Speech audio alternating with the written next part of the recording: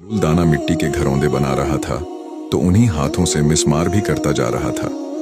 तो हारून रशीद गुजरा तो पूछा कि यह क्या कर रहे हो। उसने कहा, मैं यह जन्नती महल बना रहा हूं। तो वो मुस्कुराकर गुजर गया। दीवाना है, दीवानगी में यह खेल खेल रहा है। तो मलिका जुबैदा पीछे से गुजरी। यह बड़ी सालेहा खातून थी। जब हारून रशीद ने उनसे निकाह करना चाहा तो उन्होंने कहा, मैं आपसे बड़ी हक महर लूंगी, यह औरत का हक है। तो उसने कहा, क्या हक महर लोगी? बादशाहों के लिए क्या मुश्किल होता है? उसने कहा, यहाँ बगदाद से नहर खुदवाओगे, मैदान अर्राफात और मीना तक पहुंचेगी ताकि हाजियों को वहां पानी नसीब हो।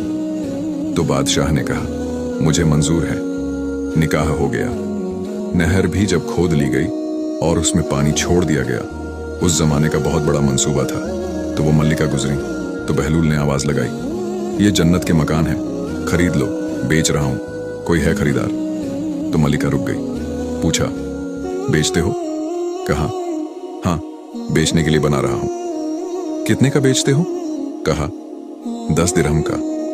10 दिरहम बादशाहों के लिए क्या होते हैं? उसने मुट्ठी में दिए। उसने एक मकान के गिर्द दायरा बना दिया और कहा, यह तुम्हारा हुआ। और जो दिरहम थे वो दरियाए दजला में फेंक दिए। खैर, वक्त गुजर गया। बादशाह रात को आया, महल में सोया तो क्या देखता है, जन्नत में बड़े बड़े महल हैं और एक महल बहुत ज्यादा खूबसूरत था। बादशाहों को शगफ जरा ज्यादा होता है तो जरा आगे बढ़ा तो कहा गया, यह तुम्हारा नहीं है। तो कहा, मल्लिका जुबैदा का है। कहा, वो भी तो मेरी बीवी है। कहा, जन्नत के ज़ाब्ते थोड़े मुख्तलिफ हैं, यहां इजाजत के बगैर नहीं जा पाओगे। तो खैर, उसकी आंख खुल गई तो बड़ा बेचैन हुआ। मल्लिका जुबैदा बेदार हुई तो कहा, तुमने कौन सा नेक अमल किया है? मैंने जन्नत में तेरे नाम यूं महल देखा है। तो मल्लिका कहने लगी, मेरी तो वही मामूल की इबादतें हैं, आज कोई खास काम तो मैंने नहीं किया। हाँ, याद आया, मैं गुजर रही थी। वो दुनिया जिसे पागल दीवाना कहती है, लोग कहते हैं कि यह पागल है।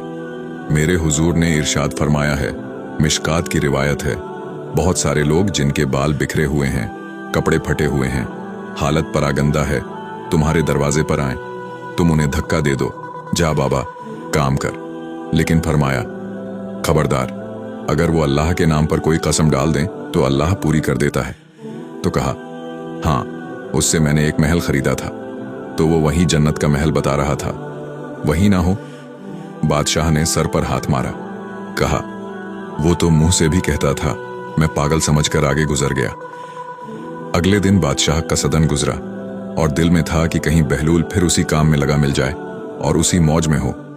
तो क्या कहने, बादशाह गुजरा तो बहलूल वाकई वहीं बैठा हुआ था और घरौंदे बना रहा था और मिसमार कर रहा था।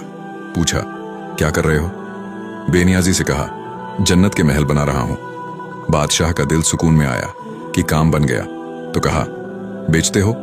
कहा, हाँ, बेचने के लिए बना रहा हूं। कहा, कितने का? तो बहलूल ने कहा, आधी हुकूमत लगेगी। तो बादशाह एकदम रुक गया। कहा, मेरी बीवी ने तो 10 दिरहम का खरीदा है। कहा, उसने बिन देखे खरीदा है, तू सौदा देख कर आया है, अनदेखे सौदे भी किए जाते हैं।